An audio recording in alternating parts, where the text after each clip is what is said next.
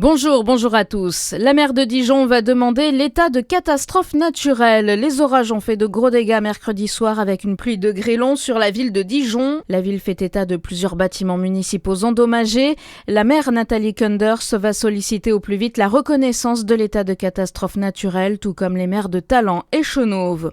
En moins d'un mois, la cour d'appel de Besançon a examiné 1140 procédures. Après la mort de Liana, à la demande du garde des Sceaux, les parquets du ressort de la cour d'appel de Besançon ont procédé à un recensement des procédures relatives aux violences sexuelles commises sur des victimes mineures, soit 387 procédures pour le parquet de Besançon et 264 pour Lons-le-Saunier. 10 placements en détention provisoire ont été prononcés, dont 4 pour Besançon, 3 pour Lons-le-Saunier. Cédric Jubilard a exprimé des regrets très forts. C'est en tout cas ce qu'a affirmé hier son avocat sur BFM TV.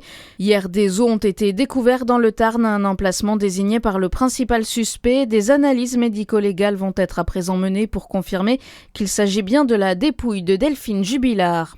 Gérard Larcher saisit le Conseil constitutionnel concernant la proposition de loi sur le droit à l'aide à mourir, un texte adopté définitivement mercredi soir par l'Assemblée nationale.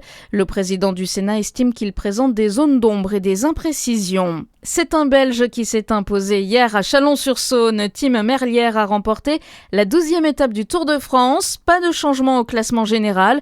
Le maillot jaune de leader reste sur les épaules de Tadej Pogačar.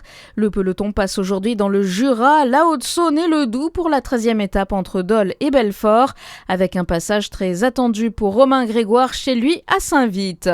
Et puis la grande boucle qui se décline. L'association Donnons des ailes au vélo passe aussi par Champagnole demain dans le sillage du Tour de France. Elles sont 7 cyclistes à s'être lancées dans l'aventure pour promouvoir le cyclisme féminin. Objectif, réaliser le même parcours que celui des hommes sur le tracé de la grande boucle, une journée avant leur passage.